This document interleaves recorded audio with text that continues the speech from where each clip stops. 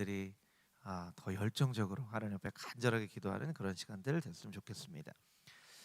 예, 오늘부터 2달 동안 무대 뒤에 선 영웅들이라는 주제를 가지고 이제 금요 심야 예배를 드립니다.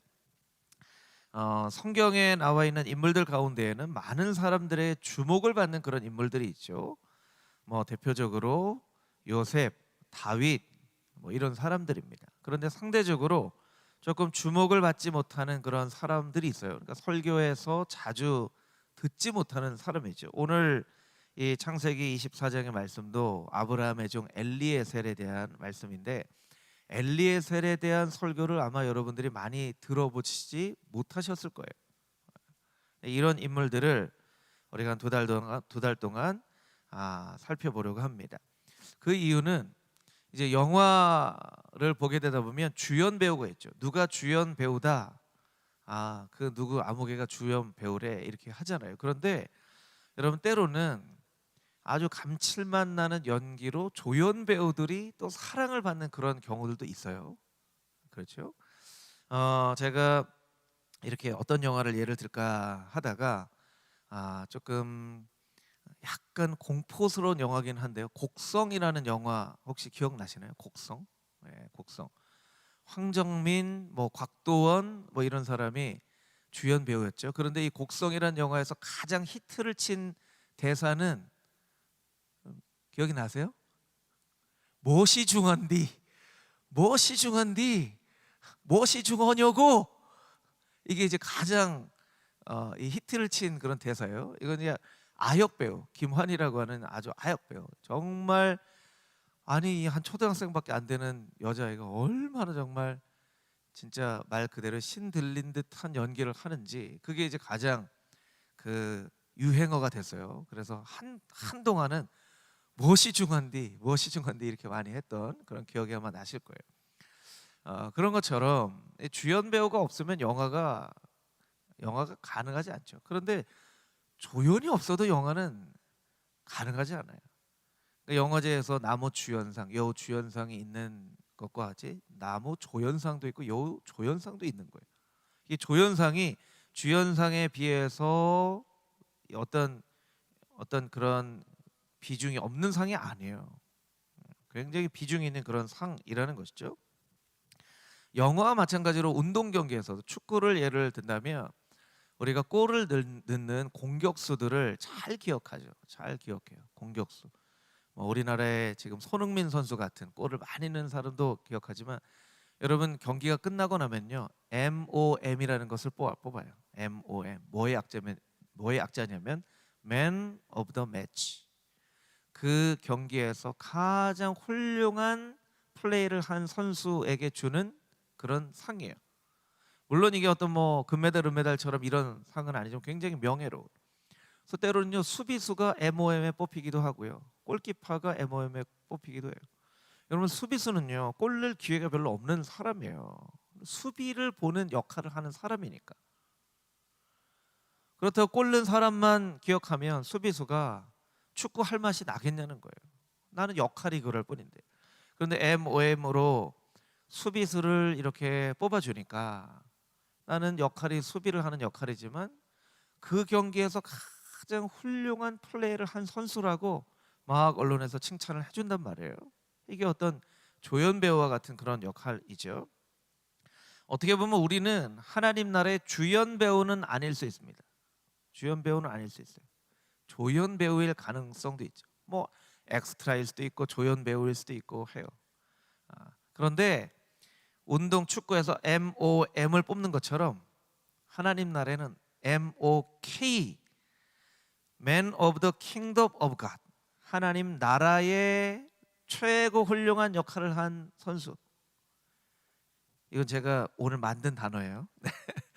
이게 실제로 있는 단어가 아니고 MOK. 하나님 나라에서 가장 훌륭한 역할을 한 MOK를 어쩌면 하나님의 나라에서 지금 뽑고 계신지도 몰라요. 오늘 하루는 저기 금호중앙교회 MOK는 저희 청년부 누구, 혹은 청소년부 누구, 혹은 교사 누구 이렇게 세우실 수도 있어요. 어떻게 보면 청년부나 청소년들은 어른들에 비해서 막 그런 주목받는 그런 나이나 어떤 비중 있는 역할을 할 그런 위치는 아니지만, 하나님은 보실 때 이번 한 주간 금호중앙교회에서 청소년 부두가 최고로 멋졌어, 이렇게 하실 수 있다는 거예요. 우리가 나는 주연 배우가 아니니까, 나는 비중 있는 역할이 아니니까 이렇게 생각을 해서는 안 된다는 거예요. 조연 배우라 할지라도 어떤 한 2시간 정도 영화에 한 4, 5분만 나오는 그런 아주 짧은 단역 배우라 하더라도 감칠맛 있게 연기하면 그 조연 배우가 너무 영화를 살렸어 하는 것처럼, 우리도 하나님 나라의 그런 멋진 조연 배우가 될 수 있다는 거예요. 어떻게 보면 이것이 우리의 삶의 새로운 목표가 될 수도 있습니다. 나는 하나님 나라의 멋진 조연 배우가 될 거야, 이렇게 생각을 할 수가 있다라는 것이죠. 세계적인 지휘자라고 합니다. 아마 좀 어르신 세대에서는 좀 이름을 아실 것 같아요. 그 레너드 번슈타인이라고 하는 지휘자에게 물어봤다고 합니다. 어떤 악기가 제일 까다롭습니까? 어떻게 대답을 했냐면요, 제2 바이올린이 가장 까다롭습니다. 제1 바이올린을 구하기는 쉽습니다. 열정적으로 연주하는 제1 바이올린은 뽑기 쉽습니다. 그런데 제2 바이올린의 자리에서 제1 바이올린과 같은 열정을 가지고 연주하는 그런 연주자는 구하기가 쉽지 않습니다. 왜냐하면 다 제1 바이올린이 되려고 하기 때문이죠. 그래서 제2 바이올린이 가장 어려운 악기라고 이렇게 얘기를 했다는 거예요. 여러분 이런 시를 아마 들어보셨을 거예요. 연탄재 함부로 발로 차지 마라. 너는 언제 이렇게 한 번이라도 따뜻한 사람이었냐. 안도현 시인이라는 그 시인의 아주 짤막한 시예요. 그런데 굉장히 뇌리에 박혀 있는, 연탄재 함부로 발로 차지 마라. 아마 우리 저기 청년들, 청소년들은 연탄재가 뭔지 그 교과서에서 봤을 수도 있는데, 함부로 차지 말라는 거예요. 그 안도현이라는 시인이요, 어떤 이야기를 했냐면 이런 이야기를 했어요. 나는 다른 사람의 인생이 빛나도록 배경이 되어주는 안갯꽃 같은 인생이 되기를 원한다. 참 시인이니까 이렇게 표현도 멋지게 하는 것 같아요. 다른 사람 인생이 이렇게 빛나게 하는 안갯꽃 같은 그런 인생이 됐으면 좋겠다. 이런 꽃다발 받아보시면 장미, 뭐 카네이션 하지만 안갯꽃을 이렇게 두르잖아요. 안갯꽃을 둘러요. 네. 어쩌면 그만큼 장미를 다 살 수 없기 때문에 안갯꽃을 하고 장미를 사는 것일 수도 있고, 너무 장미만 다 있으면 좀 부담스러울 수도 있으니까 안갯꽃을 둘러있는 것이기도 한데, 여러분 안갯꽃은요, 카네이션을 사든 백합을 사든 뭐 장미를 사든 언제든지 빠질 수 없는 게 안갯꽃이에요. 그렇죠? 안갯꽃, 이게 참 중요하다는 거예요. 이혜인 수녀님이 쓴 안갯꽃이라는 시가 있더라고요. 안갯꽃. 제가 낭낭한 목소리를 한번 읽어드리겠습니다. 안갯꽃, 이혜인. 혼자서는 웃는 것도 부끄러운 한 점 안갯꽃. 한데 어우러져야 비로소 빛이 되고 소리가 되는가. 장미나 카네이션을 조용히 받쳐주는 기쁨의 별 무더기. 남을 위하여 자신의 목마름은 숨길 줄도 아는 하얀 겸손이요. 이 마지막 연이 참 멋진 표현이에요. 남을 위하여 자신의 목마름은 숨길 줄도 아는 하얀 겸손이요. 하얀 겸손이요. 안갯꽃을 그렇게 표현을 했어요. 안갯꽃이 없으면 꽃다발이 멋이 없는 것처럼, 조연 배우가 없으면 영화가 이 구성이 될 수 없는 것처럼, 성경에도 다 다윗과 요셉만 있으면 성경의 이야기들이 이렇게 우리의 귀에 쏙쏙 들어온 그런 이야기가 되어지지 않을 수 있어요. 빛나는 조연들이 있다는 것이죠. 그래서 오늘부터 시작하는 이 2달간의 시간 동안 성경의 빛나는 조연들, 이거 바로 우리 얘기입니다. 우리 얘기. 이 조연들의 이야기를 들으면서 나는 어떤 빛나는 조연으로 인생을 하나님 앞에 드릴까, 그렇게 조금 생각해보는 시간이 되었으면 좋겠습니다. 한 3가지 메시지를 함께 나누도록 할 텐데요. 오늘 본문의 말씀의 이전 구절인 창세기 24장 1절에서 4절까지에 있는 말씀을 우리 자막을 통해서 한 목소리를 같이 한번 읽겠습니다. 함께 읽겠습니다. 시작.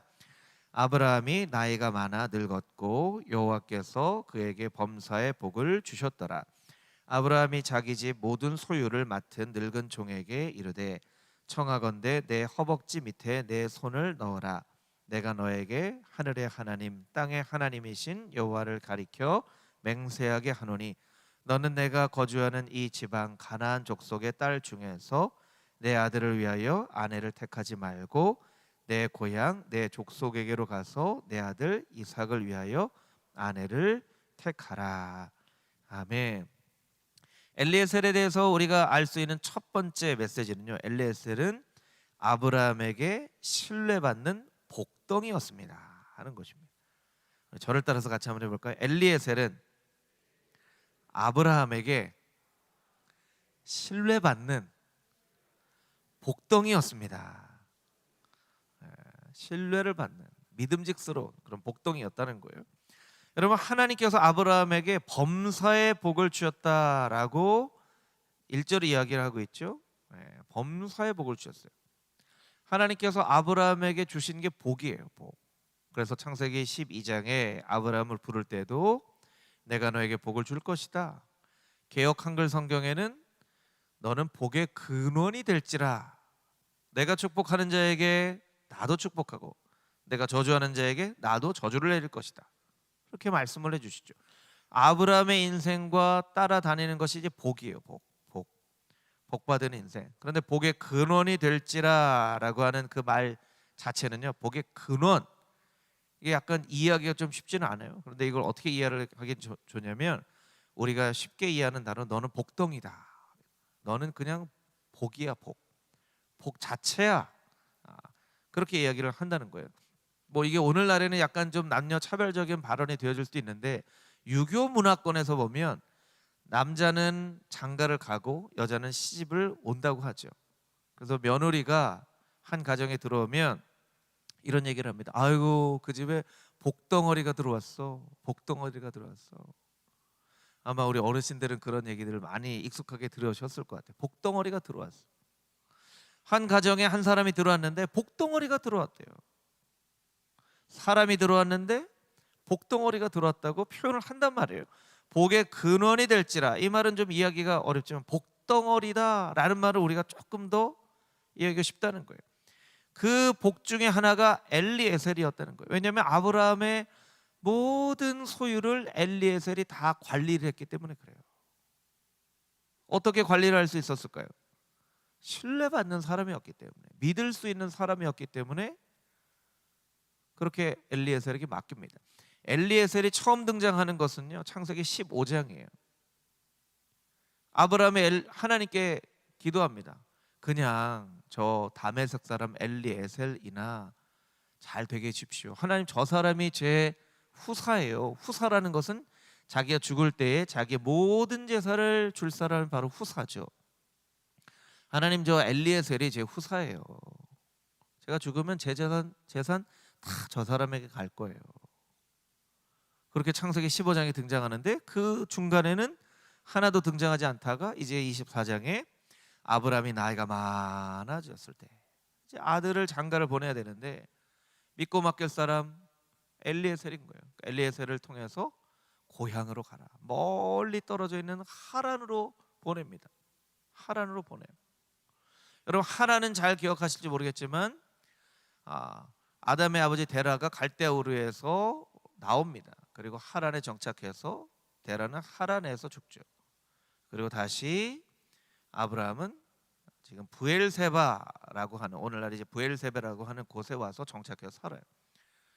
여러분, 예전에는 오늘처럼 무슨 자동차가 있는 것도 아니고 기차가 있는 것도 아니고 그 하란 고향까지 가는 게 쉬운 일이 아니었거든요. 영화를 보면 막 사막을 갈 때 사막에서 막 도적대가 나오고 그러잖아요.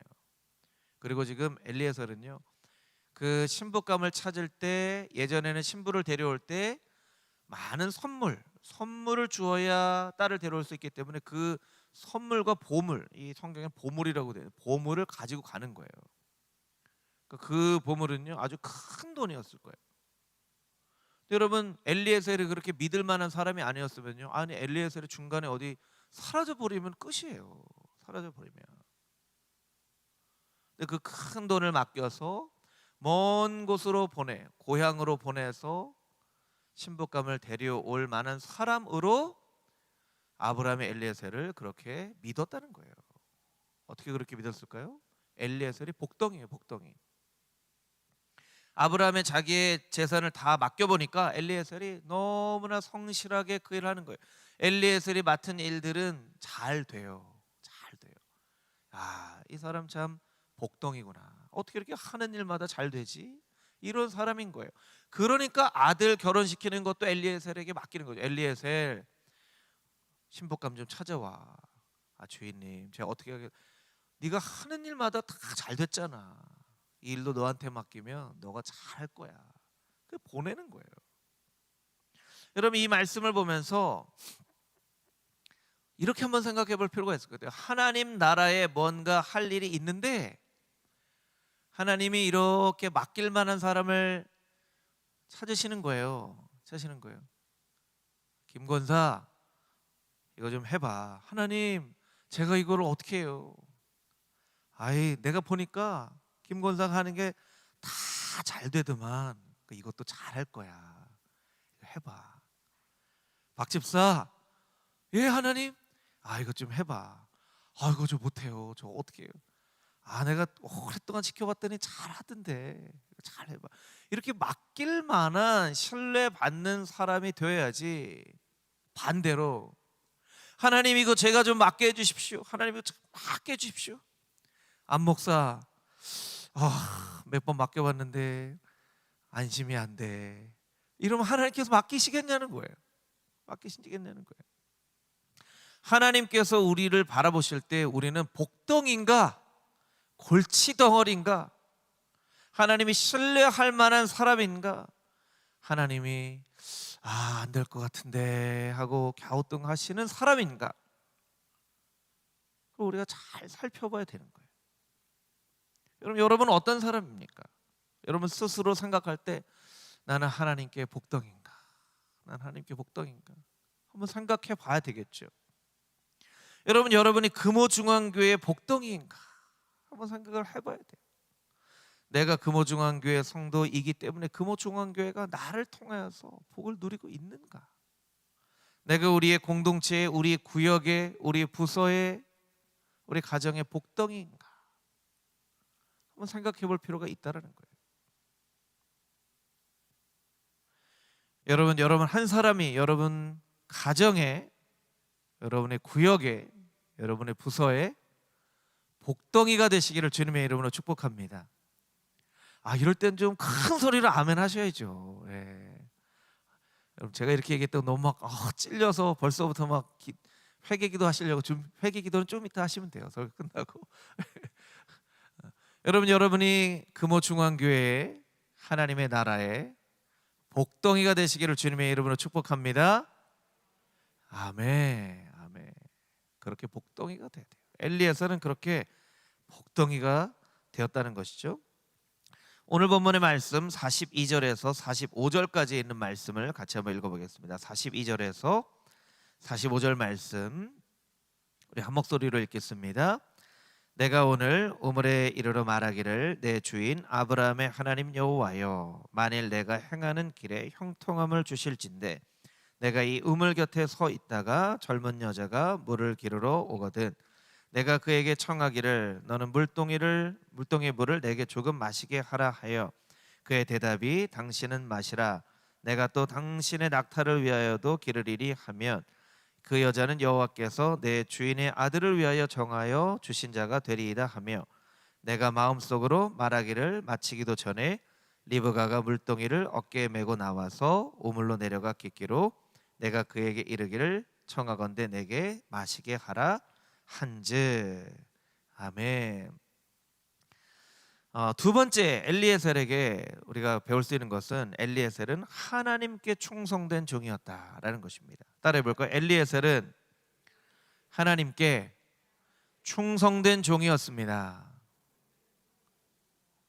여러분 엘리에셀은요 아브라함에게 충성된 종이었죠. 그런데 어떻게 아브라함에게 충성된 종이 될 수 있었냐면 하나님께 충성된 사람이었기 때문에 그래요.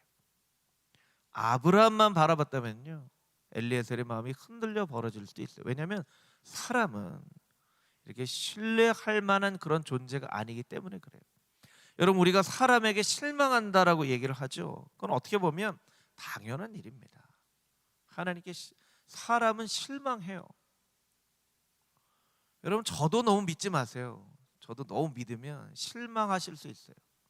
그런데 사람은 실망스러운 존재이지만 어떤 사람으로부터 실망을 받았음에도 불구하고 우리가 신앙이 흔들리지 않을 수 있는 것은 하나님을 신뢰하니까. 하나님은 흔들리시는 분이 아니시거든요. 하나님은 마음 바뀌시는 분이 아니세요. 그러니까 사람에게 실망을 해도 하나님은 우리를 실망시키지 않으시는 분이시니까 그 하나님 바라보면서 사람한테 실망해도 우리가 흔들리지 않을 수 있는 거예요. 여러분 사람한테 실망한다는 말은요 사람 보고 신앙생활한다는 이야기하고 똑같아요. 그러니까 우리가 신앙생활하면서 사람 보고 실망한다고 하잖아요. 목사님 때문에 실망했습니다. 장로님 때문에 실망했습니다. 권사님 때문에 실망했습니다. 집사님 때문에 실망했습니다. 그럴 수 있어요. 다 불완전한 인간이니까. 그런데 그 뒤에 나오는 말이 그럼에도 불구하고 나는 하나님 바라보며 신앙생활을 하기 때문에 저는 사람에게 실망해도 실족하지 않을 것입니다 라고 이야기해야 되는데 사람에게 실망했기 때문에 저는 교회를 떠나겠습니다. 저는 교회에 이제부터는 열심히 안 할 것입니다. 저는 이제 조금 거리를 두고 생활할 겁니다. 이건요 나는 여태까지 사람 보고 신앙했습니다 이렇게 고백하는 셈이 되는 거예요.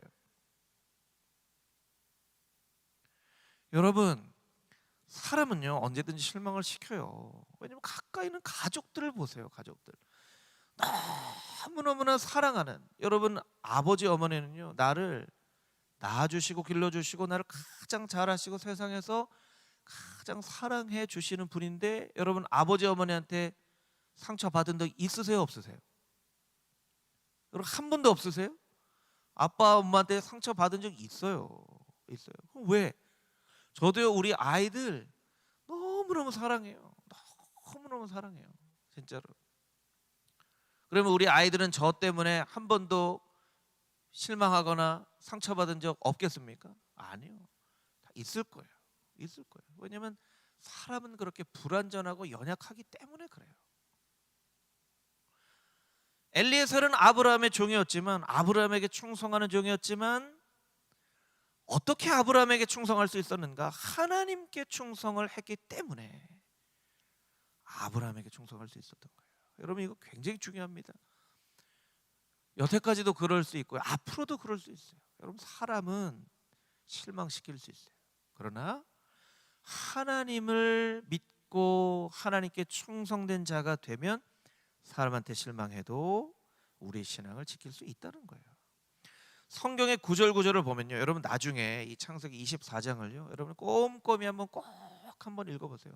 엘리에셀이요 얼마나 훌륭한 신앙을 가지고 있는지 몰라요. 얼마나 훌륭한 신앙을 가지고 있는지 여러분이 꼭 한번 다 읽어보시면 좋을 것 같아요. 이 중에 한 두 구절만, 여러 구절이 있지만 한 두 구절만 대표적으로 한번 읽어보겠습니다. 24장 12절, 24장 26절, 27절. 먼저 24장 12절 말씀 함께 읽겠습니다. 시작. 그가 이르되 우리 주인 아브라함의 하나님 여호와여 원하건대 오늘 나에게 순조롭게 만나게 하사 내 주인 아브라함에게 은혜를 베푸시옵소서. 24장 26절 27절. 이에 그 사람이 머리를 숙여 여호와께 경배하고 이르되 나의 주인 아브라함의 하나님 여호와를 찬송하나이다. 나의 주인에게 주의 사랑과 성실을 그치지 아니하셨사오며 여호와의 길에서 나를 인도하사 내 주인의 동생 집에 이르게 하셨나이다 하니라. 이 24장 내내 엘리에셀이요 가는 길마다 하나님께 기도해요. 하나님 나의 길을 순조롭게 해주십시오. 누구를 만나서 이렇게 하면 하나님 뜻이니 알겠습니다. 이 사람 바로 그렇게 했군요. 그 사람 만나자마자 엎드려서 하나님께 예배해요. 그리고 집에 가면 또 하나님 얘기합니다. 부두엘의 이야기를 들을 때 또 하나님 얘기합니다. 계속 하나님, 하나님, 하나님, 쉬지 않고 하나님께 기도하고 고백하고 예배하는 굉장히 신비로운 인물이에요. 다메섹 사람입니다. 이스라엘 사람 아니에요. 근데 엘리에셀은요, 정말 성경에 손꼽히는 인물과 비교할 수 없을 정도로 정말 아주 신실한 신앙인의 모습을 보여주고 있어요. 너무나 신실한. 어떻게 그런 삶을 살아갈 수 있는가? 그 속에 하나님이 가득했기 때문에 그래요. 여러분, 사람은 자신의 속에 가득한 게 나오는 법이에요.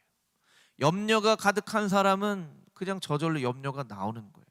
돈이 가득한 사람은 만나면 돈 얘기하게 되는 거예요.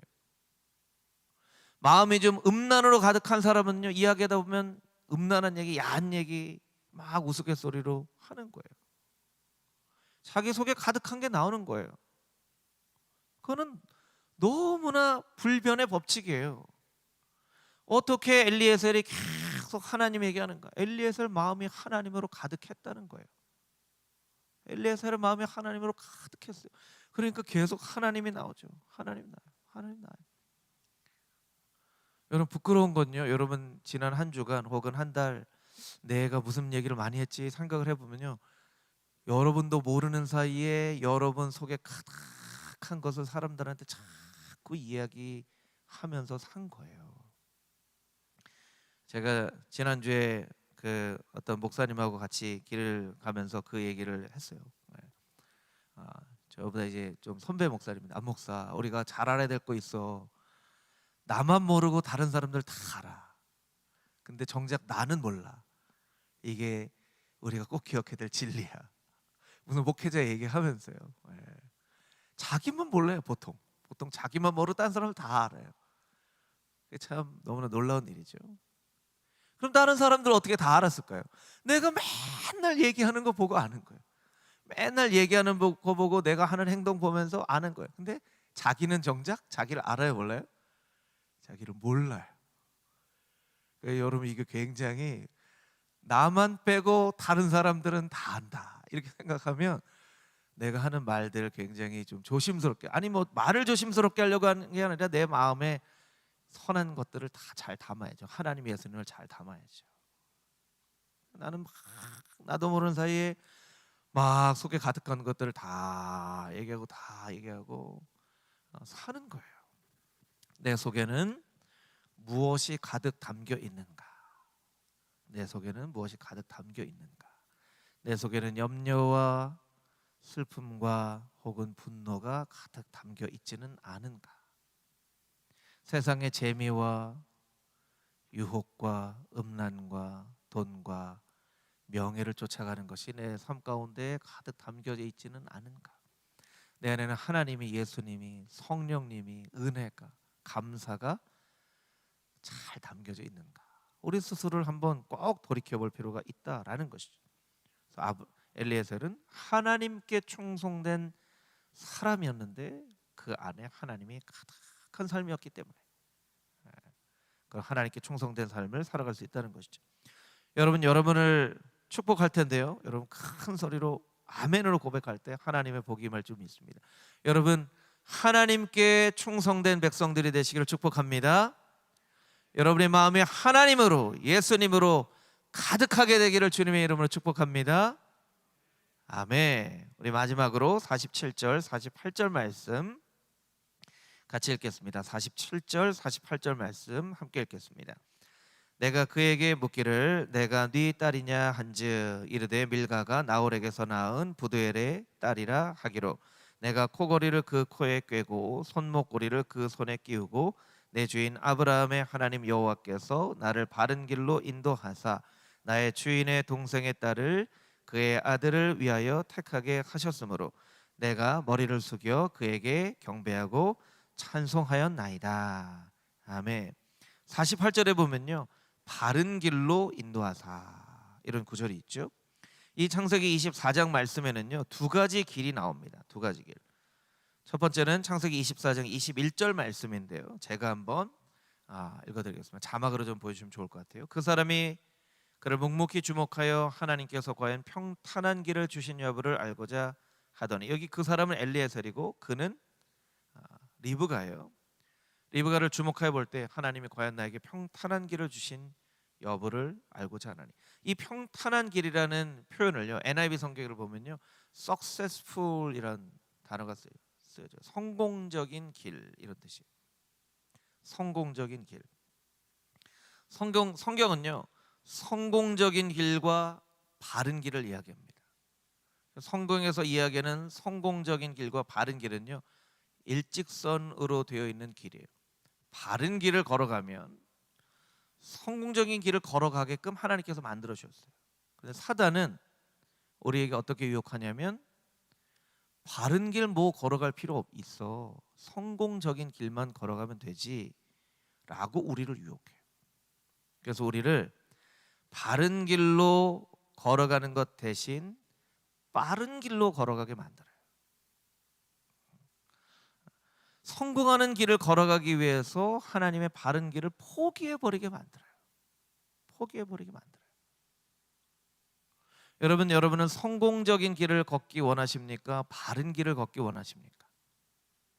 바른 길을 걸어야 돼요. 그런데 실제로 우리의 삶 가운데서는요, 바른 길 잘 안 걸어가요. 빠른 길 걸어가려고 하고요, 성공만 하면 됐지 이렇게 생각을 하는 거예요. 정말 신앙의 바른 길을 걸어가고 있는가? 하나님 말씀하신 것처럼 하나님 사랑하고 이웃 사랑하고 먼저 그의 나라와 그의 의를 구하고 재물에 욕심 부리지 말고 모든 재물이 하나님께로부터 온 것임을 고백하면서 정확하게 11조 예물 하나님 앞에 올려드리고 감사 예물로 하나님 앞에 영광 올려드리고 이웃을 위해 살고 남을 나보다 낮게 여기고 나 자신은 겸손히 낮추고 오직 십자가만 바라보며 예수님만 의지하며 다시 오실 예수님을 마음 가운데 품으며 살아가면요, 복을 안 받을 수가 없어요. 복을 안 받을 수가 없어요. 왜 복을 안 받을 수가 없죠? 하나님이 약속하신 것이니까. 하나님이 약속하신 거예요. 근데 우리가 그 복을 못 누리잖아요. 왜 못 누리는 걸까요? 바른 길을 걸어가지 않으니까. 바른 길을 걸어가지 않고 성공적인 길을 걸어간다고 빠른 길 선택하니까 우리가 복을 못 누리는 거예요. 우리가 복을 받으려고 아무리 노력해도, 아니 하나님이 말하자면 하나님이 야 누구한테 내가 복을 줄까? 누구한테 복을 줄까? 저 조금만 저 하면 내가 정말 복을 쏟아부어 줄 텐데 하는데 우리가 계속 빠른 길만 가는 거예요. 계속 빠른 길만 가고 성공하려고만 하고 바른 길을 걸어가려고 하지 않는 거예요. 나는 정직한 삶을 살지 않으면서 세상이 정직하지 않다고 손가락질하고 하나님 앞에 정직하게 살지 못하면서 마치 자신이 정직의 기준인 양 생각하며 이야기하며 살아요. 어떻게 복을 누리겠습니까? 여러분, 금오중원교회가 복 누리기를 원한다면 바른 길 걸어가야 됩니다. 바른 길 걸어가야 돼요. 여러분, 금오중원교회가 받을 수 있는 복이 뭐가 있을까요? 뭐 성전을 짓고 성도들이 가득해서 부흥을 이루는 것도 복이 될 수 있겠죠. 그렇죠. 정말 주변에 있는 이웃들을 정말 예수님처럼 잘 섬기는 것도 복이 될 수 있겠죠. 선교사님들 위해서 선교하고 사회 정의를 위해서 또 우리 어린 자녀들 정말 잘 키워내는 그런 복, 금오중앙교회가 받을 수 있는 복이겠죠. 여러분, 금오중앙교회 복 받는 교회 되겠습니까, 여러분? 여러분, 금오중앙교회 복 받는 교회 되겠습니까? 여러분, 자신이 너무 없으세요? 왜 이렇게 자신이 없으세요? 네. 아니, 하나님은 바른 길 걸어가라, 복 주겠다 말씀하셨어요. 우리가 왜 복을 못 받냐면 바른 길 걸어가지 않는 거예요. 바른 길 걸어가지 않는 거예요. 지금이라도 늦지 않았습니다. 하나님께서 여태껏 얼마나 큰 복을 주셨습니까? 정말 이렇게 멋진 성전을 이렇게 지을 수 있는 것도 얼마나 큰 은혜입니까? 제가 어제 친구 목사님이 교회 놀러 와서 잠깐 카페에서 만나면서 무슨 얘기를 들었냐면요. 여러분, 코로나 상황에 지금 한국 교회 상태가 어떤지 아세요? 제가 그런 얘기를 했어요. 우리는 한 500명 정도 등록 교인이 있는데 한 300명 정도 예배를 드리고 있다 했더니 어떻게 그럴 수 있냐는 거예요. 교회에 이렇게 보면요, 평균 30% 정도 예배를 드리면 잘 드리는 셈이 된대요. 요새 30% 정도. 청년들이 아예 교회 없대요. 아예 교회 없대요. 제가 사실은 막 교회를 보면서 하나님, 이 빈자리를 하나님이 채워주시고 금호중앙에 잃어버린 우리 어린 양과 같은 우리 성도들, 상처를 받거나 시험에 들거나 혹은 여러 가지 이유로 코로나로 못 나오는 성도들, 하나님 빨리 다시 보내주시고 이 자리가 채워지게 해주시고 이렇게 막 기도했는데요. 그 친구 이야기 들으면서 감사하면서 기도해야 되겠다 이런 생각했어요. 감사하면서 기도해야 되겠다. 한국 교회가 지금 상황이 너무너무 심각해요. 너무너무 심각해요. 너무너무 심각해요. 중직자들 중에서도요, 1년 2년씩 교회 한 번도 안 나와본 중직자들이 나타나고 있다는 거예요. 그러면 그 중직자는, 여러분, 중직자라고 하는 의미는 그래도 신앙의 모범이 될 수 있는, 그래도 완전하지는 않지만 그래도 신앙의 모범이 될 수 있어서 하나님께서 세우신 중직자들인데 1년 2년씩 교회 한 번도 나오지 않는 그런 성도들도 있다는 거예요. 중직자 중에도. 정말 한국 교회가 큰 위기입니다. 금호중앙교회도 기도를 해야 되고, 여러분, 우리가 신앙의 원칙을 알아야죠. 신앙의 원칙. 하나님, 바른 길 걷겠습니다. 복을 주시옵소서. 이게 신앙의 원칙이에요. 바른 길도 걷지 않으면서 복 받기를 원한다면 여러분 절대로 복을 못 받습니다. 우리가 하나님 앞에, 여러분, 엘리에셀이 어떻게 고백합니까? 여호와께서 나를 바른 길로 인도하사, 바른 길로 인도하사. 하나님, 나를 바른 길로 인도하여 주셔서 참 감사합니다. 고백하고 있잖아요. 여러분의 자녀 손들에게요, 다른 건 모르겠지만 이 이야기만큼은 꼭 해주실 수 있어야 돼요. 나는 세상의 성공이나 부와 명예와 관계가 없는 삶을 살았지만 나는 평생 하나님 앞에서 바른 길 걸어가려고 노력했다. 너희도 그렇게 살아라. 이 이야기만큼은 해줄 수 있어야 돼. 그게 우리의 사명이고 우리가 우리의 믿음의 후배들에게 전해줘야 할 임무예요. 여러분, 엘리에셀처럼 바른 길 걸어가는 하나님의 거룩한 백성들이 다 되시기를 주님의 이름으로 축복합니다. 잠언 23장 19절 말씀 읽고 함께 찬양하도록 하겠습니다. 잠언 23장 19절 한 목소리 읽겠습니다. 내 아들아, 너는 듣고 지혜를 얻어 내 마음을 바른 길로 인도할지니라. 제가 한 번만 더 읽겠습니다. 내 아들아, 너는 듣고 지혜를 얻어 내 마음을 바른 길로 인도할지니라. 하나님 앞에 바른 길 걸어 큰 하나님의 복을 누리는 여러분의 인생과 가정과 금호중앙교회가 되어줄 수 있게 되기를 주님의 이름으로 축복합니다. 아멘.